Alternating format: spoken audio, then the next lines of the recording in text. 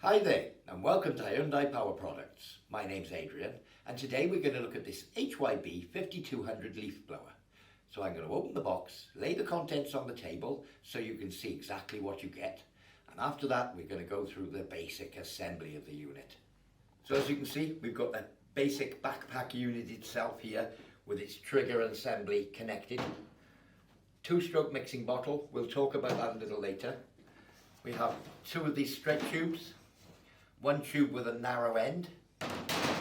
We have the flexible rubber tube,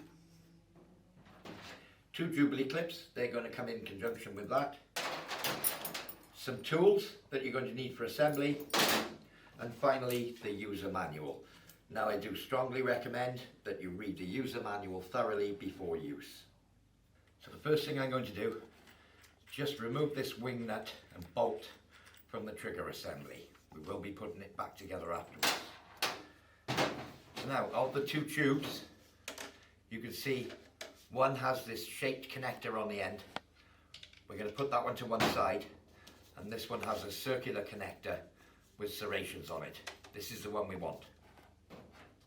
So I'm going to take the trigger, with it leaning this way, I'm going to feed the narrow end, and you can see I'm just lining it up so that these two lugs will pass through.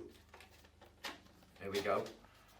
And I'm going to push it on in this orientation all the way up until it reaches this second rib here on the main plastic pipe.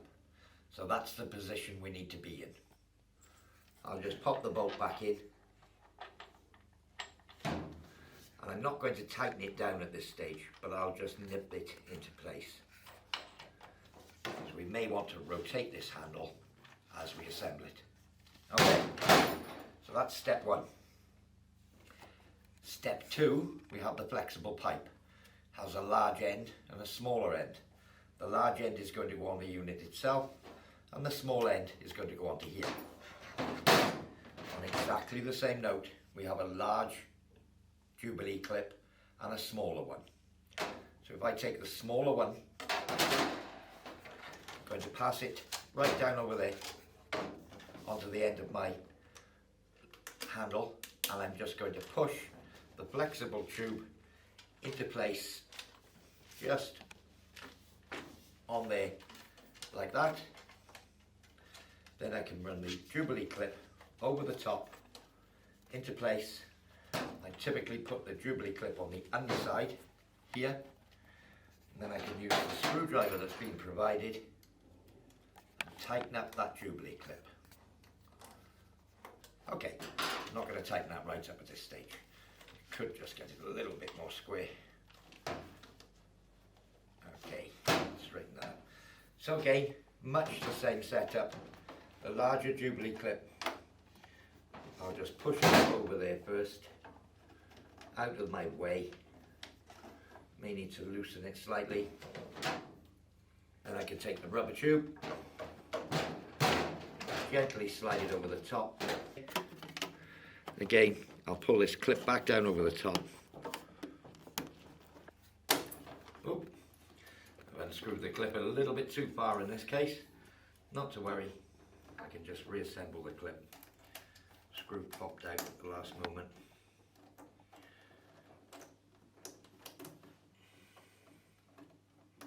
Just screw that back in. Okay, again, I'll put that on the underside. That's out of the way of the operator. And I'll go on the other side and tighten it up. So that part's assembled. As you can see, now I can straighten up that handle into the vertical position, and I'll just tighten that wing nut up. Okay. So that's the basic assembly. Now you have a choice with your leaf blower of two different types of blower here. We have the one with a narrow nozzle, which gives you a greater wind speed. And obviously for full volume we'd use the circular one. So to fit these, you'll see they have a small screw. I'll just pull that screw out. And basically this slot and a turn. So if you look at each one of these, if I line that up, push in there all the way, then rotate, it's locked, and I can tighten up this screw, and that'll stop it coming off. Okay, we got the screwdriver. If you're going to be changing them on a regular basis, changing from one to the other, you don't really need to do the screw up, but if it's going to be a permanent fixture, you can leave the screw. Much the same, you can go extra long with these and put another one in on the end. So you've got a really long one as well. You'd be blowing leaves directly on the floor. So just to make it easy for myself, I've removed the two end tubes just for this demonstration. So the lower part of the backpack, you'll see the shoulder straps here, I haven't got them twisted, I've got them nice and straight, comes with this hook. Down here on the bottom, you simply hook it in, you can get the angle on it, push it in, and there's two holes on the bottom of the backpack here, and that's it connected, so we'll do that the same on both sides. So probably the most important thing with this two-stroke machine is that you add the correct amount of two-stroke fluid to the fuel. So the fuel tank here, to fill with fuel, obviously undo the cap anti-clockwise. I'll remove this little warning label that tells you about the two-stroke oil, and fuel can be simply poured in here. Okay, now we do supply this two-stroke mixing bottle, and the ratio needed for this machine is 40:1. So that would be 40 parts of fresh unleaded petrol to 1 part of two-stroke oil. So I'll bring you in close up on the bottle and I'll show you how we'll do it. So what we would do, and you can see here 1 to 40, is fill this bottle, put it on a nice level table and fill it up to this lower line, this line here, with petrol. Now be really accurate with this, stand it nice and level on a level surface and fill it up with fresh unleaded petrol to this level. Once we've done that and we're happy, we can then top it up to the upper line, this one here where it says oil, top it up to there with the two-stroke oil. If you're going to error at all, it's always better to put slightly too much than it is to put slightly too little. So that would give you the correct 40:1 ratio. Once you've done the petrol, put the right amount of oil in, again level surface, you're happy that you're on that line or slightly above, put the cap back on the bottle. Then we need to shake the bottle for a short period of time to mix the two-stroke oil with the fuel. Once we've got our mixture, we can then add it to the fuel tank. So we know all about our two-stroke mixture now. We've put fuel in the tank and we can put the fuel cap back on and we'll tighten it firmly. So that's the most important thing, I would say, is the correct fuel to oil mixture for your two-stroke machine. And this particular one, ratio 40:1.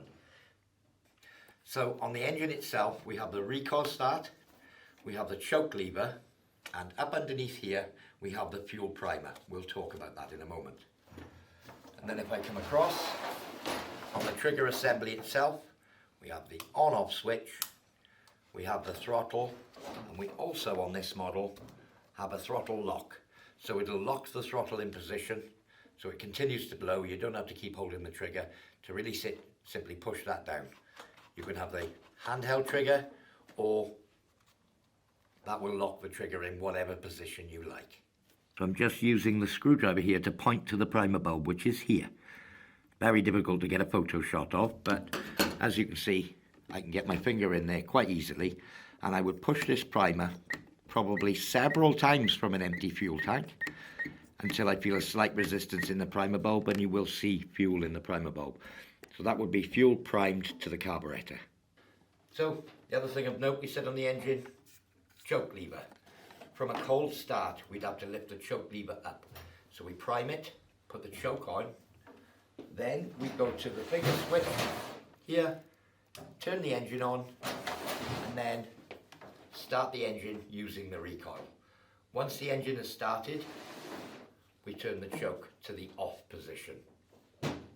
When the engine is warm, there's a very good chance you won't need to use the choke. You'll find out if you pull it with a warm engine, it doesn't start, just switch the choke on, then it will start, and switch it off again. If you leave it for a few days, there's a good chance you'll need to prime it using the primer again, or if you run out of fuel, you will need to reprime it.